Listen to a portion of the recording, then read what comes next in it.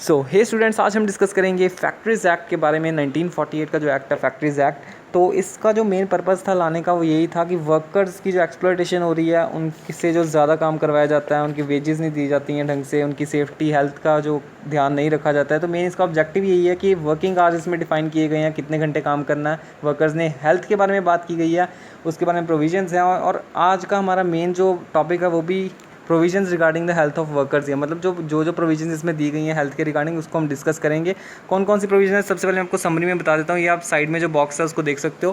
Cleanliness है, disposal of waste and effluents है, ventilation and temperature, dust and fumes, artificial humidification, over crowding है, lightning, drinking water, latrines and urinals and spittoons. तो इसको अब हम detail में discuss करेंगे। तो वीडियो को आप ज़्यादा से ज़्यादा लाइक कर दो। तो चलो वीडियो जल्दी स्टार्ट करते हैं। आप देख सकते हो the sound health of persons working in the factory is primary requirement of efficient working process. मतलब मेन जो वर्किंग हो रही है फैक्ट्री में उसका जो ध्यान रखना पड़ेगा उनको, मतलब उनको साउंड हेल्थ जो है ना वो बहुत ही इंपॉर्टेंट है। कोई भी बंदा जो काम कर रहा है फैक्ट्री में वो काम तभी कर सकता है अगर उसकी हेल्थ अच्छी है। तो वर्कर जो अपनी ड्यूटीज़ या फिर अपना जो भी काम कर रहे हैं वो तभी अच्छी तरह से कर पाएंगे अगर वो हेल्दी हैं। तो अगर कोई बीमार होएगा वर्कर तो वो अच्छे से काम भी नहीं कर पाएगा, ना ही उसका ध्यान लगेगा काम में। ठीक है, तो जो ये एक्ट है फैक्ट्रीज़ एक्ट, उसमें बताया गया है कि कौन कौन से सेफ्टी मेजर्स हैं जिनको प्रमोट किया जाना चाहिए और कौन से हेल्थ और वेलफेयर के जो हैं अपने वो मेजर्स हैं जिसको फैक्ट्रीज़ एक्ट में प्रोविजंस को बताया गया है। तो सबसे पहले हम बात करेंगे जो ये हेल्थ के रिगार्डिंग जो प्रोविजंस है ये कौन कौन सी सेक्शंस में कवर होती है। सेक्शन 11 टू सेक्शन 20, 11 से लेकर 20 के अंदर जो सेक्शंस आते हैं उसके अंदर ये सारी हेल्थ की प्रोविजंस ही हैं। उसको अब हम डिस्कस करने जा रहे हैं डिटेल के अंदर। तो सबसे पहले आप देख सकते हो क्लीनलीनेस के बारे में डिस्कस किया गया। क्लीनलीनेस का है सेक्शन नंबर 11। तो इसमें अब अगर आप देखो क्या लिखा हुआ है कि हर एक फैक्ट्री में जो है साफ़ सफाई पूरी अच्छी तरह से होनी चाहिए। ठीक है, कोई भी ड्रेन या फिर कोई अदर प्रिवी या फिर अदर नुइसेंस से कोई भी जो है गंद वगैरह नहीं अराइज होना चाहिए, मतलब अच्छी तरह से जो है फैक्ट्री साफ़ होनी चाहिए। तो इसमें जो सब पॉइंट्स है उसको हम डिस्कस करते हैं। एक्यूमुलेशन ऑफ डर्ट, मतलब कोई भी गंद जो फ्लोर के ऊपर लगा हुआ है या फिर स्टेयर केसेस यानी सीढ़ियों के ऊपर लगा हुआ है, रास्तों में लगा हुआ है जहाँ से वर्कर्स ने आना जाना होता है रोज़, तो उसको रोज़ उसकी स्वीपिंग यानी उसको साफ़ किया जाना चाहिए। ठीक है, और साथ में एक अच्छा मेथड होना चाहिए, इफेक्टिव मेथड होना चाहिए। ये नहीं है कि सीधा बस ऐसे ही फटाफट साफ़ करके चले गए, अच्छी तरह से साफ़ भी नहीं हुआ। इफेक्टिव मेथड होना चाहिए, उसकी स्वीपिंग जो है वो अच्छी तरह से होनी चाहिए। और जो डर्ट है, जो गंद है उसके ऊपर, रेत मिट्टी जो भी है, उसको रोज़ साफ़ किया जाना चाहिए। ठीक है, तो suitable arrangements should be made for disposal of such dirt और रिफ्यूज़। ऐसी जो डर्ट है उसके लिए अच्छी तरह से अरेंजमेंट्स किए जाने चाहिए हर एक फैक्ट्री के अंदर। ठीक है, डेली होनी चाहिए स्वीपिंग, साफ़ जो करते हैं, जो पोछा वगैरह लगाते हैं वो रोज़ होना चाहिए फैक्ट्री में। डर्ट जो है रोज़ साफ़ होना चाहिए। नेक्स्ट पॉइंट अगर हम देखें, जहाँ पे वर्कर काम कर रहा है जिसको हम वर्क रूम कहते हैं, वहाँ पे at least once in a week, हफ्ते में एक बार वॉशिंग होनी चाहिए। कैसे होनी चाहिए? डिसइंफेक्टेंट के साथ। डिसइंफेक्टेंट जैसे आप मान लो कि लाइजॉल या फिर जो भी फ्लोर पे मारने वाले आते हैं वो वाले डिसइंफेक्टेंट लगा के पूरी वर्क रूम की सफाई होनी चाहिए ताकि जो भी जर्म्स वगैरह वो ख़त्म हो सकें। ठीक है, नेक्स्ट मेथड है effective method of drainage. Drainage मतलब जैसे नालियाँ वगैरह या फिर जो भी वाटर वगैरह पास होना है, गंदा पानी जो पास होना है, उसके लिए नालियाँ या फिर कुछ भी ऐसा सिस्टम बनाया जाना चाहिए ताकि वो पानी जो है पास होता रहे और वहाँ पे इकट्ठा ना हो जाए, स्टैगनेंट वाटर ना बन जाए। जो भी मैन्युफैक्चरिंग के कारण जो पानी फ्लोर पे आ रहा है वो कलेक्ट होके कहीं बाहर जो भी सिस्टम बना होगा वहाँ पे जाए। ड्रेनेज सिस्टम प्रॉपर होना चाहिए वहाँ पर। नेक्स्ट आता है इसके अंदर कि जो इंटीरियर वॉल्स और रूफ्स हैं, मतलब जो दीवारें हैं और जो छत है ऊपर, फैक्ट्री के अंदर जो दीवारें और छत है वो भी साफ़ होनी चाहिए। ज़मीन तो साफ़ होनी चाहिए। ऊपर वाले पॉइंट्स में मैंने ज़मीन के बारे में बात किया है, ड्रेनेज के बारे में बात किया। अब जो वॉल्स, दीवारें और जो ऊपर छत है वो भी साफ़ होनी चाहिए। उसके बारे में क्या कहा गया? तो उसके बारे में कहा गया कि वाइट वॉश जो है या फिर कलर वॉश, या तो वाइट वॉश होना चाहिए, मतलब सिंपल जो वाइट कलर की पट्टी लगाई जाती है वो होनी चाहिए, या फिर कलर वॉश यानी पेंट वगैरह भी किया जा सकता है उसके ऊपर। ठीक है, इन दोनों में से कुछ भी होना चाहिए। At least once in every period of 14 months, 14 महीनों में एक बार ये चीज़ ज़रूर होनी चाहिए, वाइट वॉश या फिर कलर वॉश।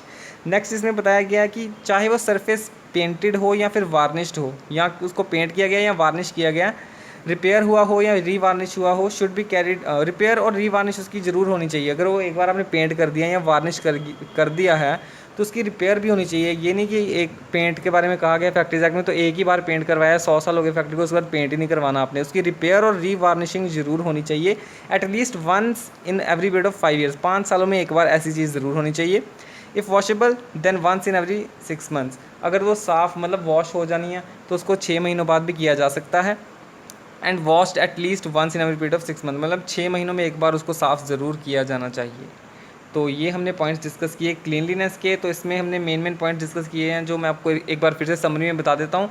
तो इसमें सबसे पहले फ्लोर स्टेयर केसेस को साफ़ किया जाना चाहिए, डर्ट को निकाला जाना चाहिए। सेकंड पॉइंट है जो फ्लोर है वर्क रूम्स की जहाँ वर्कर काम करते हैं उसको डिसइंफेक्टेंट से या फिर जिस भी अच्छे डिसइंफेक्टेंट से साफ़ किया जाना चाहिए, वॉश किया जाना चाहिए। नेक्स्ट हमने बात की है कि जो ड्रेनेज सिस्टम प्रॉपर होना चाहिए, पानी वगैरह जो भी है वो अच्छे से निकलना चाहिए। फोर्थ पॉइंट हमने डिस्कस किया था ज़मीन ही नहीं, सिर्फ हमने वॉल्स और रूफ्स को भी साफ़ रखना है, उसके लिए जो है रिपेयर रिवार्निश भी होनी चाहिए, पेंट्स भी होने चाहिए, उसका हमने टाइम भी डिस्कस किया। नेक्स्ट हम बात करते हैं जहाँ पे वॉल्स और partitions, where the walls partition and ceilings have smooth impervious surfaces. जहाँ पे वॉल्स और सीलिंग्स का जो स्मूथ सरफेस है it should be clean at least once in every period of 14 months. तो उसको 14 महीनों में एक बार ज़रूर साफ़ किया जाना चाहिए।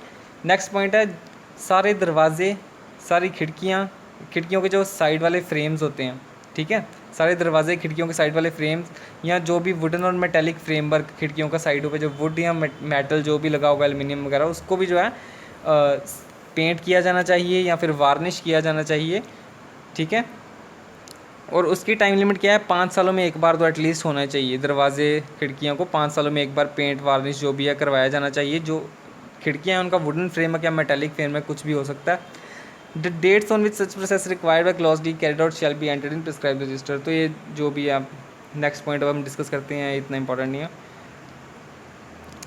तो नेक्स्ट इन्होंने कहा है कि स्टेट गवर्नमेंट अगर उसको कुछ लगता है कि कुछ कंप्लायंस नहीं हो रही है या फिर कोई ऐसी फैक्ट्री है जो इसको मतलब नहीं कर सकती है कुछ भी रीज़न से, अगर स्टेट गवर्नमेंट को वो सही लगता है तो उसको एग्जाम्प्ट भी कर सकती है। पे चलो ठीक है, अगर आप नहीं कर सकते तो ठीक है आप ना करो, आपको हम एग्जाम्पशन दे देते हैं, ऐसा भी हो सकता है। वो स्टेट गवर्नमेंट के ऊपर डिपेंड करता है अगर वो सेटिस्फाई हो जाती है तो, ठीक है।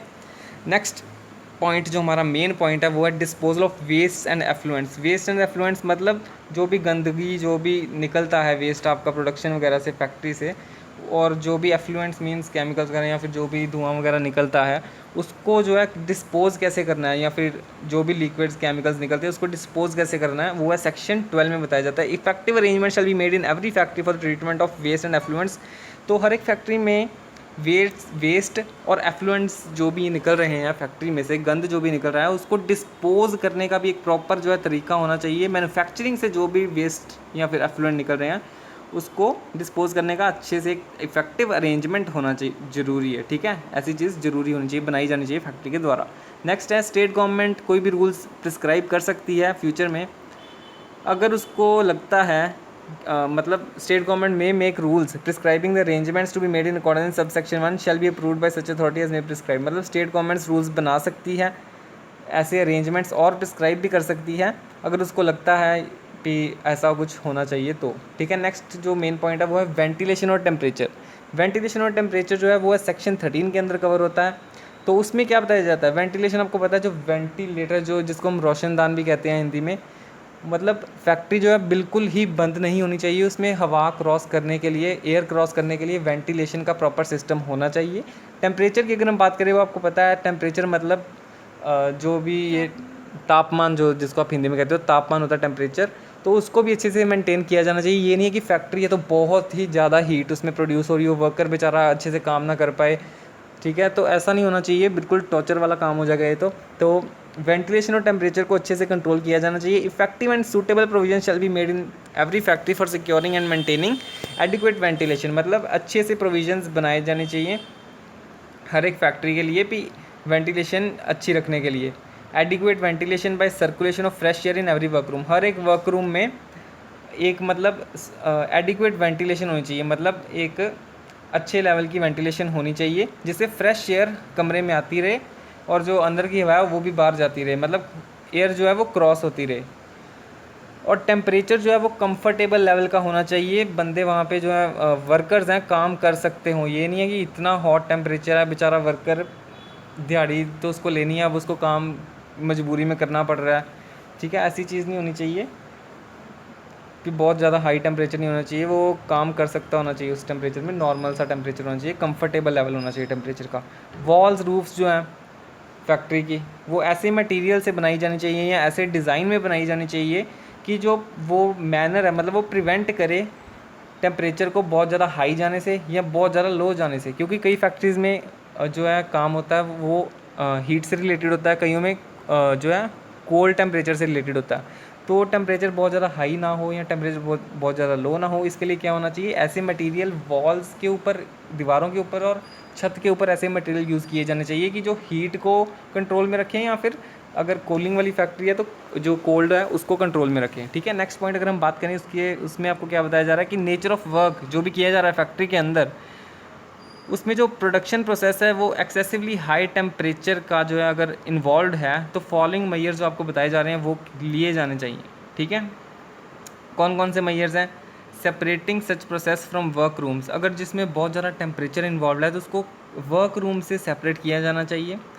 हॉट पार्ट्स, जो गर्म पार्ट्स हैं मशीनरी वगैरह के, जो प्लांट वगैरह के, उसके जो हॉट पार्ट्स को इंसुलेट किया जाना चाहिए। इंसुलेट मतलब कि उसको किसी इंसुलेटर के द्वारा कवर किया जाना चाहिए, ताकि मीन्स हीट जो है वो कम हो सके। इंसुलेटर जो है वो हीट को कम करता है। ठीक है, नेक्स्ट है यहाँ पे अडॉप्टिंग अदर इफेक्टिव मेजर्स, कोई भी अदर इफेक्टिव मेजर्स हैं तो उसको भी अडॉप्ट किया जा सकता है। ठीक है, स्टेट गवर्नमेंट कोई भी ऐसे अगर उसको लगता है स्टैंडर्ड एडिक्वेट है वेंटिलेशन के या फिर टेम्परेचर के, वो प्रिस्क्राइब कर सकती है फर्दर। ठीक है, नेक्स्ट अगर हम बात करें नेक्स्ट पॉइंट्स की, तो नेक्स्ट पॉइंट आपके पास आ जाता है dust and fumes. Section number 14 के अंदर आता है dust and fumes. Dust and fumes, dust जो आपको पता है एयर पार्टिकल्स में, जो एयर में जो डस्ट पार्टिकल्स होते हैं वो फैल जाते हैं, या फिर कोई भी फ्यूम्स किसी मतलब केमिकल की या फिर जो भी उसमें मैन्युफैक्चरिंग होती है उससे जो गंदी सी स्मेल वगैरह या फिर गैसेस रिलीज़ होती हैं, उसके बारे में बात की गई। डस्ट फ्यूम्स और impurity of such nature as is likely to be injurious, मतलब डस्ट फ्यूम्स और इम्प्योरिटी कोई भी है तो वो इंजूरियस हो सकती है वर्कर्स के लिए। तो इसके लिए क्या किया जाना चाहिए, मैन्युफैक्चरिंग प्रोसेस जो किया जा रहा है फैक्ट्री में उसमें इफ़ेक्टिव स्टेप्स लिए जाने चाहिए, ताकि जो वर्कर हैं वो ऐसी चीज़ों को इनहेल ना कर लें। ऐसे स्टेप्स लिए जाने चाहिए फैक्ट्री में, ताकि जो वर्कर्स हैं वो इस डस्ट को अपने अंदर इनहेल ना कर लें, मतलब वो सांस लेते समय उनके अंदर ना चले जाएं, कुछ ऐसा किया जाना चाहिए। और प्रिवेंट की जानी चाहिए accumulation of dust and fumes in work room. Work room में डस्ट और फ्यूम जो भी फैल रहा है, ये जो गंद फैल रहा है हवा में, जो डस्ट पार्टिकल्स फैल रहे हैं, उसको रोकने के लिए कोई चीज़ की जानी चाहिए, ताकि वर्क रूम्स में इकट्ठी ना होती रहे डस्ट, उसकी साफ़ सफाई होती रहनी चाहिए। ठीक है, if for such a purpose any exhaust appliances necessity, मतलब एग्जॉस्ट फैन जैसे अगर कोई ऐसी चीज़ लगाई जानी की ज़रूरत है तो वो भी लगाई जानी ज़रूर चाहिए। ठीक है, और वो उसको कहाँ लगाना चाहिए, उसको जहाँ से डस्ट ओरिजिनेट हो रही, जहाँ से डस्ट निकल रही है उसके पास ही अगर लगा दिया जाएगा तो वो बढ़िया रहेगा, ताकि सीधा जो है एग्जॉस्ट से जो डस्ट निकल रहा है वो सीधा एग्जॉस्ट से बाहर चले जाए, कोई भी डस्ट फ्यूम्स या इम्प्योरिटी है वो बाहर निकल जाए। ठीक है, नेक्स्ट अगर हम बात करें आर्टिफिशियल ह्यूमिडिफिकेशन। ठीक है, ह्यूमिडिटी क्या होती है, the amount of water vapour present in the air. ठीक है, एयर में जो भी वाटर वेपर प्रेजेंट है उसको हम ह्यूमिडिटी कहते हैं। आर्टिफिशियल ह्यूमिडिफिकेशन भी की जानी चाहिए। सेक्शन नंबर 15 बताता है हमें कि कोई भी फैक्ट्री जिसमें ह्यूमिडिटी ऑफ द एयर, मतलब हवा की जो ह्यूमिडिटी है उसको आर्टिफिशियली इंक्रीज़ किया जा रहा है, स्टेट गवर्नमेंट जो है वो रूल्स बना सकती है। किन के रिगार्डिंग रूल्स बना सकती है, स्टैंडर्ड बना सकती है स्टेट गवर्नमेंट की इतनी लेवल की ह्यूमिडिटी होनी चाहिए या फिर ऐसे ही ह्यूमिडिटी बननी चाहिए, स्टैंडर्ड बना सकती है state government. Method use for artificially increasing humidity, मतलब स्टेट गवर्नमेंट ये भी बता सकती है कि कौन कौन से मेथड यूज़ कर सकती है फैक्ट्री ह्यूमिडिटी को बढ़ाने के लिए। ठीक है, अलग अलग टेस्ट भी कंडक्ट किए जा सकते हैं ह्यूमिडिटी को डिटर्मिन करने के लिए। The methods to be adopted for securing adequate ventilation and cooling of air in the work rooms. ठीक है, कौन कौन से मेथड्स जो हैं जिनको यूज़ किया जाना चाहिए अच्छी तरह से वेंटिलेशन और कूलिंग रखने के लिए वर्क रूम्स के अंदर जहाँ काम किया जाता है वहाँ पर। ठीक है, नेक्स्ट अगर हम बात करें ओवर क्राउडिंग मतलब कि बहुत ज़्यादा भीड़, उसको हम ओवर क्राउडिंग कहते हैं। सेक्शन नंबर 16 के बारे में बात करता है। No room in the factory shall be over crowded to an extent injurious to the health of the workers. मतलब फैक्ट्री में इतनी ज़्यादा ओवर क्राउडिंग नहीं होनी चाहिए जो कि वर्कर की जान के लिए खतरा बना दे। ठीक है, इसको प्रिवेंट करने के लिए कुछ बनाए गए हैं रूल्स, जिसके बारे में हम बात करते हैं। पॉइंट नंबर 1 जो है इसके अंदर बताता है हमें कि there shall be at least 9.9 cubic metres for every worker. हर एक वर्कर के लिए 9.9 क्यूबिक मीटर्स जगह कम से कम होनी चाहिए फैक्ट्री के अंदर। ये कौन सी फैक्ट्रीज़ में है, ये किसके लिए लागू होता है? जो फैक्ट्रीज़ एक्ट बनने से पहले बन चुकी थी। ठीक है, उनके लिए ये बात की जा रही है कि हर एक वर्कर के लिए 9.9 क्यूबिक मीटर्स होना चाहिए, हर एक वर्कर के लिए कम से कम। ठीक है, अब जब फैक्ट्रीज़ एक्ट 1948 आ गया, अब उसके बाद जो फैक्ट्रीज़ बनी हैं उनके लिए अलग रूल है। उनके लिए पॉइंट नंबर 2 पढ़ेंगे हम। उनके लिए जो वर्कर है उसके पास कम से कम 14.2 क्यूबिक मीटर जगह हर एक वर्कर को दी जानी चाहिए। ठीक है, जो भी फैक्ट्रीज़ एक्ट 1948 के बाद बनी है। ठीक है, नेक्स्ट अगर हम बात करें मेन पॉइंट, नेक्स्ट जो हमारे पास आता है वो है 7th point, lightning. Section number 17 इसके बारे में बात करता है। तो इसमें क्या बताया गया है कि लाइटनिंग का मतलब तो आपको पता ही है कि जो लाइट्स वगैरह, मतलब उजाला, एक हिसाब से अगर हिंदी में आपको ट्रांसलेट करके बताऊं कि लाइटनिंग कंडीशंस प्रॉपर होनी चाहिए, इसमें यही बताया गया। In every part of a factory where workers are working or passing, there shall be provided and maintained sufficient and suitable lighting, natural, artificial और both। मतलब जहाँ से भी वर्कर, जहाँ पे यहाँ तो काम कर रहा है, यहाँ तो वहाँ से वो गुजर रहा है। मतलब जैसे वर्कर काम कर रहा है किसी वर्क रूम में, ठीक है, किसी कमरे में वो काम कर रहा है और गुजरना उसने होता है, मतलब कुछ सामान उसने तैयार किया, उसके बाद वो लेके जाता है किसी कॉरिडोर से। अब उस कॉरिडोर में भी यहाँ पे बताया गया, उस कॉरिडोर में भी जो है लाइटनिंग होनी चाहिए। मैंने आपको एग्जांपल देके बताया कि मतलब जहाँ से वो गुज़रता है और जहाँ पे वो काम करता है, दोनों जगह पे ही अच्छी लाइटनिंग होनी चाहिए। Sufficient and suitable lightning conditions वहाँ पे होनी चाहिए। नेचुरल और आर्टिफिशियल कुछ भी हो सकता है। ठीक है, मतलब या तो सन की लाइट आपने ऊपर से ओपन रखा है तो सन की लाइट आ रही होगी, विंडोज़ रखी हैं साइड पे, सन की लाइट आ रही होगी। अगर नहीं है, बंद है सारा, तो आपको आर्टिफिशियल लाइटिंग भी आप रख सकते हैं। ठीक है, फैक्ट्रीज़ में, हर एक फैक्ट्री में, सेकंड पॉइंट, अब हम सेकंड पॉइंट पढ़ रहे हैं कि हर एक फैक्ट्री में ग्लेज्ड विंडोज़ और स्काईलाइट्स यूज़ की जानी चाहिए। ठीक है, वर्क रूम को लाइट करने के लिए, मतलब वर्क रूम में थोड़ी रोशनी फैलाने के लिए, और उनको साफ़ रखा जाना चाहिए। किसको? फैक्ट्री को नहीं, ग्लेज्ड विंडोज़ और स्काईलाइट्स जो आपने लगाई हैं उनको आपने साफ़ रखना है, अंदर से भी रखना है, बाहर से भी रखना है। ठीक है, दोनों साइड से आपको साफ़ रखना है ग्लेज्ड विंडोज़ और स्काईलाइट्स को। नेक्स्ट पॉइंट अब हम पढ़ने जा रहे हैं। In every factory effective provision shall so far as is practical may be made for the prevention of. हर एक फैक्ट्री में एक ऐसी प्रोविज़न बनाई जानी चाहिए जितनी प्रैक्टिकल हो सकती है, उतनी प्रैक्टिकल किसके लिए? इसको प्रिवेंट करने के लिए, जिसके बारे में हम बात करने जा रहे हैं, इसको प्रिवेंट करने के लिए। किसको प्रिवेंट करने के लिए? Glare either directly from source of light और रिफ्लेक्शन फ्रॉम अ स्मूथ और पॉलिश सरफेस। मतलब जो सीधा किसी लाइट के सोर्स से वर्कर्स के ऊपर, जिसका मतलब पड़ सकती है लाइट सीधी सीधी, जो ग्लेयर पड़ता है, या फिर किसी स्मूथ सरफेस, यानी कोई मिरर हो गया या फिर कोई मेटल हो गया, जिससे सीधी लाइट वर्कर्स के ऊपर ग्लेयर डालती है, उससे पॉलिश सरफेस के ऊपर से, तो उसको भी जो है कम किया जाना चाहिए।